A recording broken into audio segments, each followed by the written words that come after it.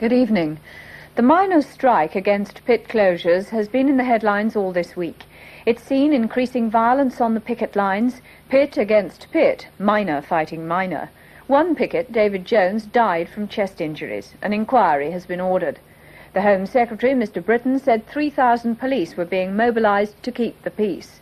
Tomorrow, the Coal Board is to take the Yorkshire miners to court for alleged contempt. The board says they have broken a High Court injunction forbidding secondary picketing.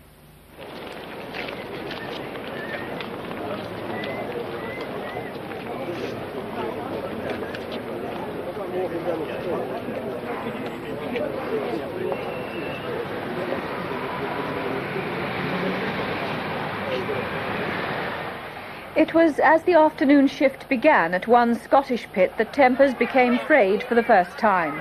It revealed the divisions in the union, with workmate fighting workmate, and was a foretaste of events later in the week.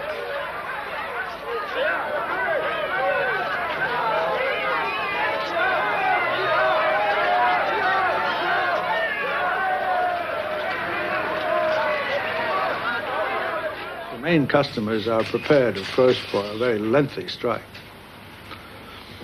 Does that mean you fear it could be a very lengthy dispute? Well, I'm judging by what our customers have done. They've put together fairly large stocks because of their concern about the rather wild statements that have been made. What would you expect from the National Coal Board except duplicity, lies, and in order to try and confuse the miners? The jobs are going at the behest of the National Coal Board. It was on Tuesday that coachloads of Yorkshire miners moved south into Nottinghamshire, which traditionally is a moderate coalfield. It was the first appearance on the scene of the miners flying pickets, which played a vital part in the success of earlier strikes.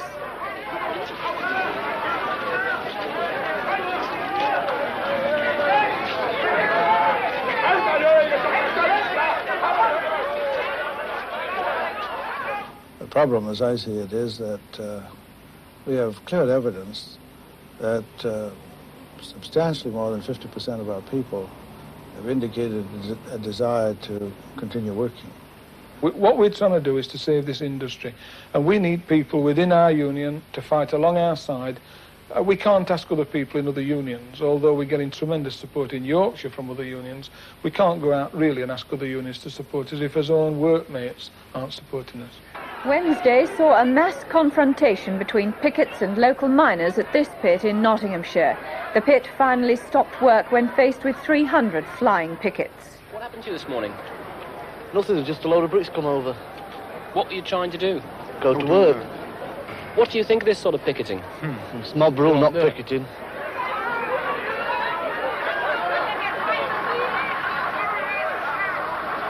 By this time, 75% of pits were idle and 130,000 miners were out.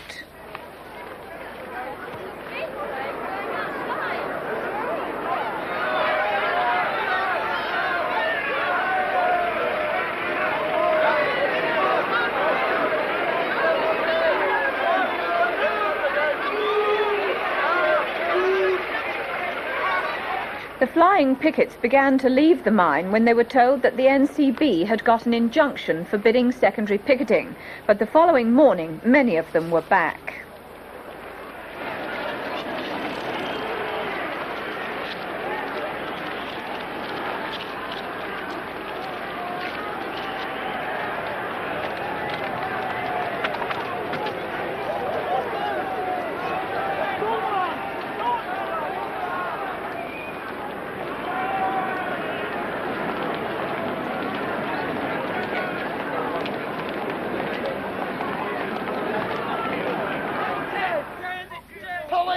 Somehow, the deadlock between miners and pickets had to be broken.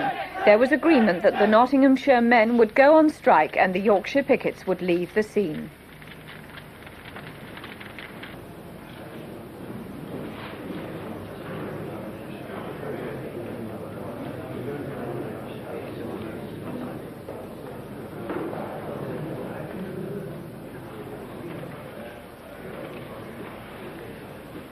There's now pressure on the union to hold a national ballot. It would need a 55% majority.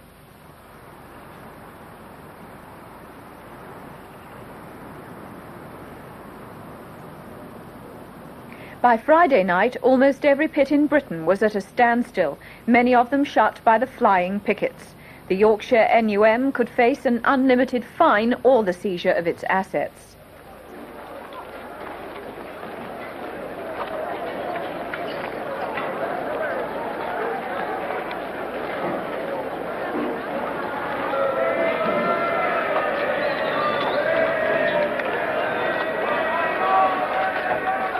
Back. The next spot is them, look there, I tell you for. The next spot is that there, in Yorkshire. Wait till I get round to them, don't you worry. On Saturday, Mr. Scargill gave his reaction to the voting figures. Well, I've noticed the trend that's taking place in the British coalfield, and what's happening is that there's approximately a 10% swing towards taking action compared with the results last year. And I noticed that that's been conveniently ignored by the media. Two areas, for example, I'm told Derbyshire and Northumberland have voted in favour of action when last year they voted against action. And if you take all the votes into consideration, including the anticipated votes, say Nottinghamshire, and you also calculate the ones in Yorkshire and those areas which are already participating in strike action, it shows that there is a majority of miners at the present time in support of action. This afternoon, Nottinghamshire miners decided on an immediate return to work and appealed to pickets from other areas to stay out of the Nottinghamshire coalfield. 2,000 police are standing by in the area to prevent a repetition of last week's scenes. The suspected leader of the INLA terrorists, Dominic McGlinchey, is in custody in Northern Ireland. He was extradited from the Irish Republic in connection with inquiries into a 1977 murder. McGlinchey was handed over after a late-night sitting by the Supreme Court in Dublin.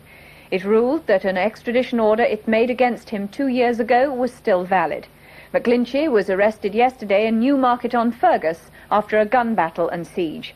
He's the first person to be handed over in connection with RUC inquiries into terrorist murders. McGlinchey was arrested after police surrounded a remote cottage in County Clare.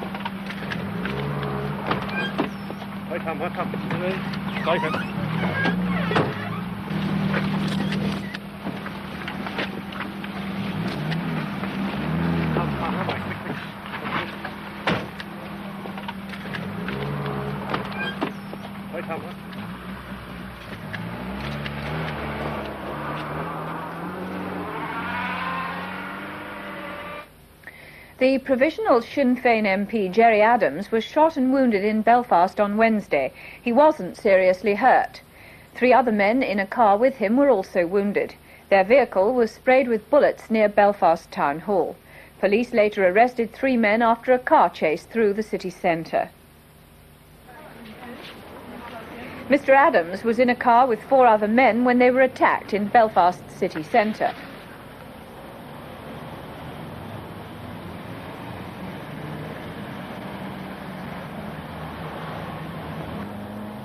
To the best of my recollection, it was when we were approaching the area of the Scandia restaurant that there was a large number of gunshots, and as soon as I heard the gunshots, I hit the deck.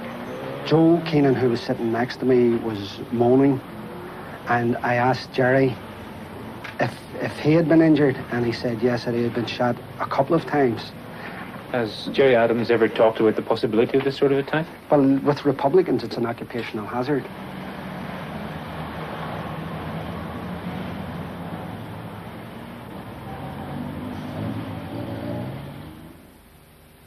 The Chancellor, Nigel Lawson, presented his first budget with some promised tax reforms. The basic rate of income tax is unchanged, but the allowances that are tax-free are increased. Single people will get an allowance of £2,005 and married people £3,155. The national insurance surcharge, tax on jobs, is abolished. Corporation tax is cut. so is stamp duty, and that helps house buyers as well as industry. People with investment income will no longer have to pay a 15% tax surcharge. New life insurance policies no longer qualify for tax relief. Existing policies are unaffected. Car tax is now £90. Petrol, cigarettes, beer and spirits cost more, but wine duty has been cut. And although the rate of VAT is unchanged, that tax is now to be charged on hot takeaway food. Mr Lawson was attacked by Labour's leader Neil Kinnock for battering the people, but the city appeared to like the budget, with share prices rising to new heights. By the weekend, the banks and building societies had cut interest rates. 6 bombs were found in London in a wave of incidents linked to Libyan politics. And last weekend, a bomb exploded outside a block of flats in Manchester. Another device was found nearby, but it went off as army experts tried to defuse it. The Manchester bomb exploded just before 5 a.m. It was placed under a car owned by one of the occupants of the flats.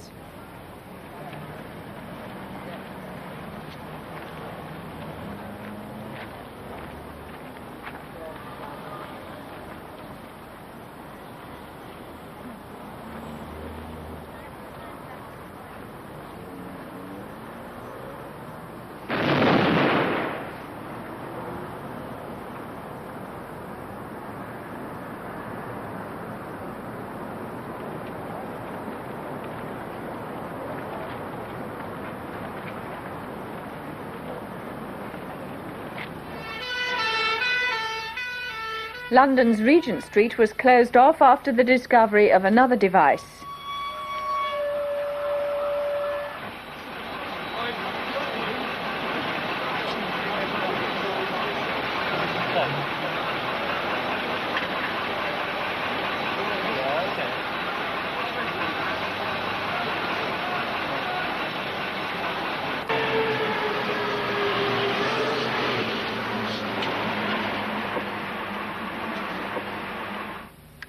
In the Gulf War, Iraq says it's recaptured part of the Majnoon oil fields northeast of Basra.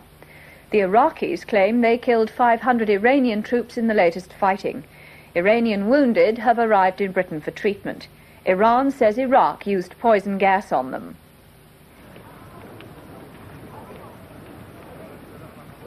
Iranian troops have attacked in human waves. The evidence suggests Iraq used chemical weapons simply because they're cheaper and more deadly than bombs and bullets.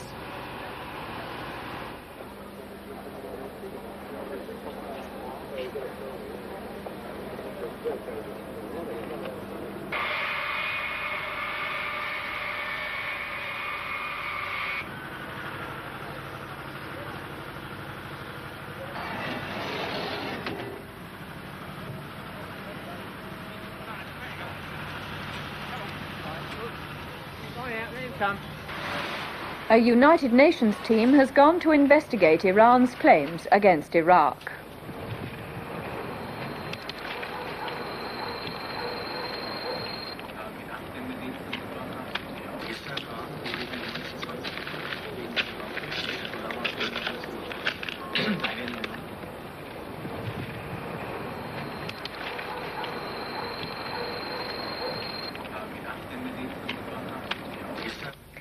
The leaders of Lebanon's warring factions met in Switzerland to try to stop the fighting.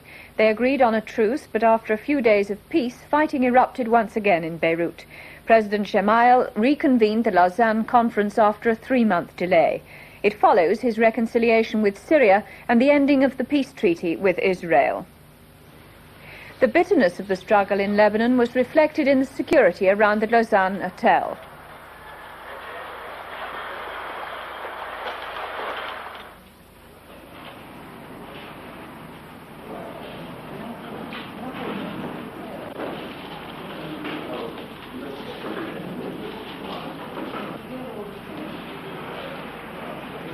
مقرونة بأطيب تمنياتي لمستقبلكم العتيد بالنجاح والتوفيق في تحقيق الأهداف التي وقل من أجلها.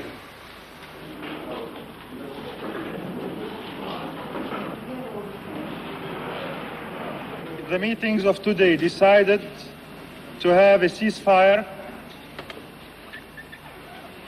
at 9 o'clock this night in the local time Beirut.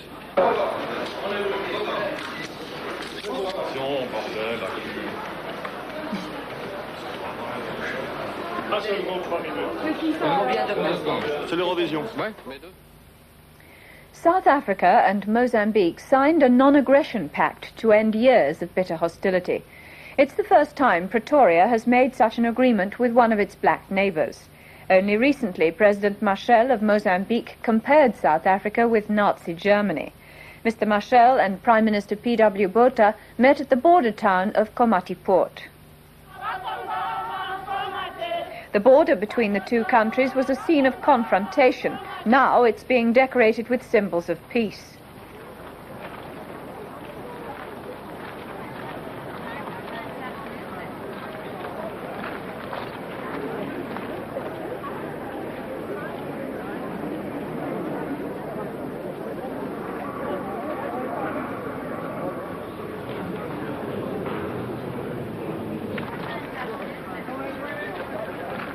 It was an unusual and historic meeting as South Africa's white leaders sat down to make peace with their Marxist neighbours.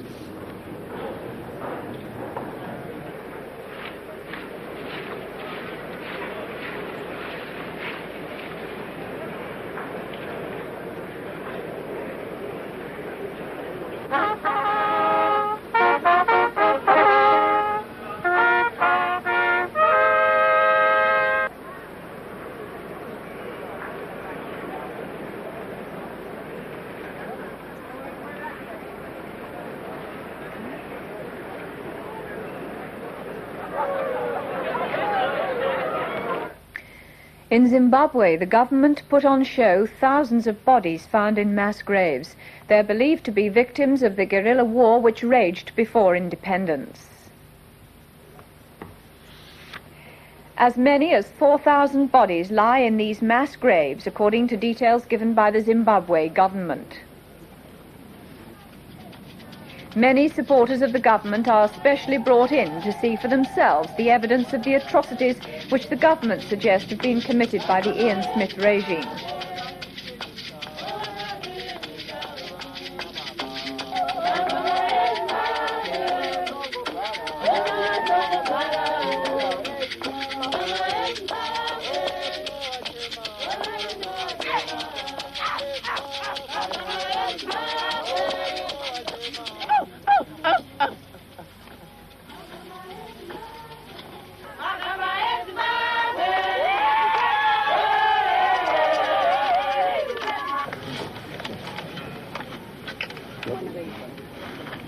This was a public relations exercise arranged by the government for the media, but there is no doubt that many guerrillas from the war are buried here and allegations of genocide may be true.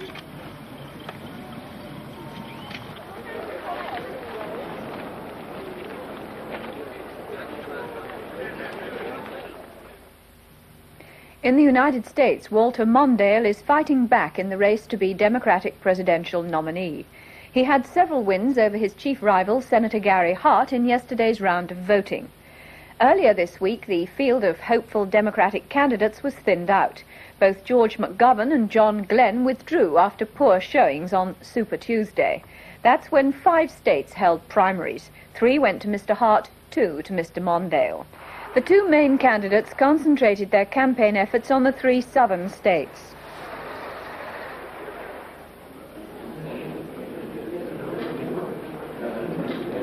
Mr. Mondale hasn't insisted on any support, but he knows how I feel about him very kindly. How does that translate into voting? That translates and I feel very kindly to him. Thank you very much. 2-1 tonight.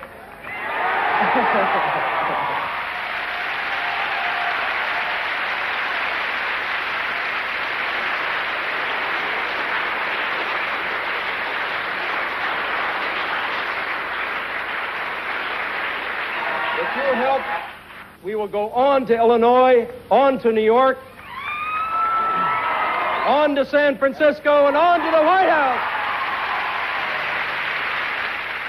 But Mr. Mondale's victory in 2 southern states gave his campaign a much-needed boost.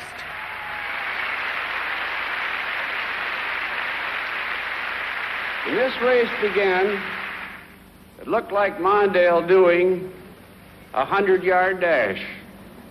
Then it looked like Hart doing a 100-yard dash. But tonight, that's all changed. It's going to be a marathon all the way to California.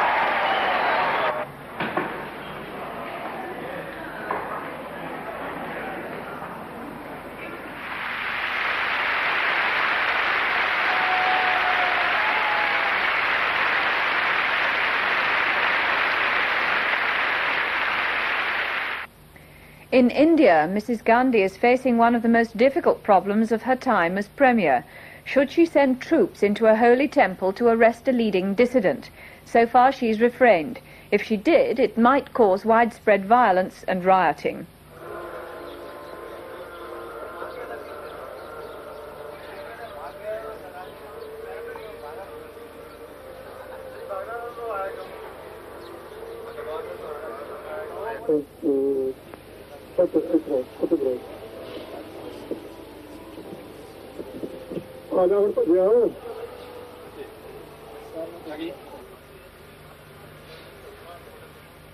Their leader is Bhindranwale, who 3 years ago was an obscure preacher.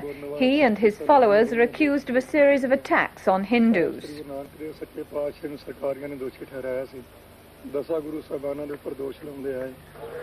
In this small town close to the border with Pakistan, 4 Hindus were killed in broad daylight by hit-and-run terrorists.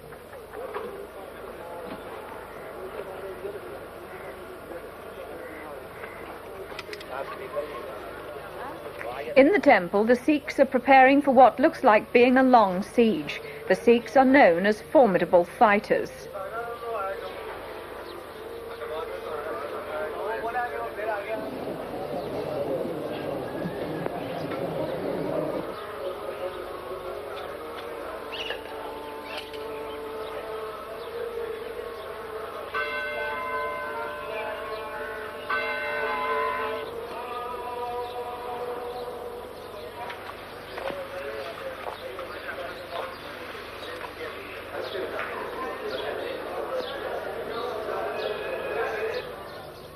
All India is now asking whether Mrs. Gandhi would be prepared to risk a gun battle in this most holy of shrines in the knowledge it might inflame the large Sikh community and further harden their demands for a separate state.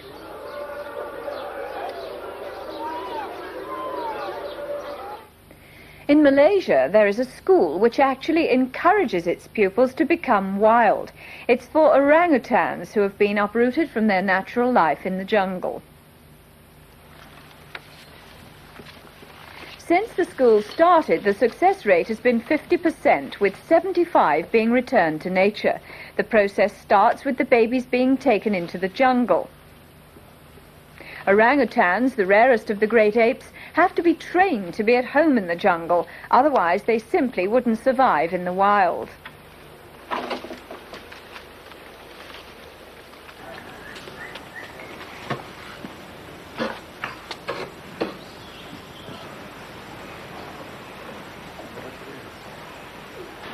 The trouble with the orangutan is that they're just too friendly for their own good. These ones are between 2 and 5 years old. As you can see, they make friends very easily. But if they, and one of them is actually trying to make friends with the microphone, but if they don't have a proper fear of human beings, then they're far too easily caught, killed, and eaten. But teaching them not to be friendly is a somewhat difficult task. This is what they're trying to do here.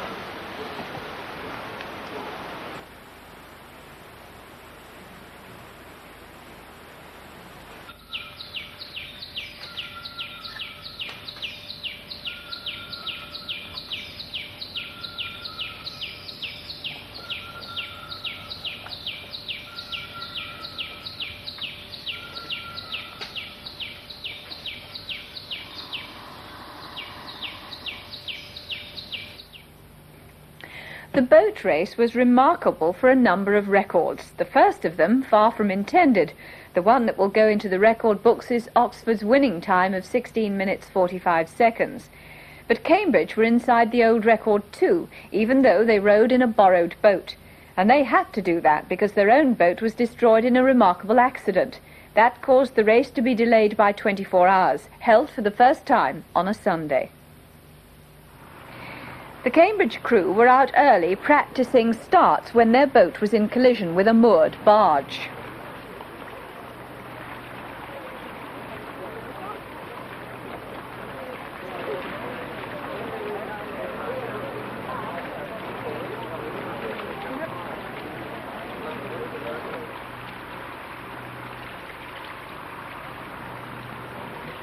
The bow section had completely broken off. With no time to get a replacement boat ready, the boat race took place on a Sunday for the first time.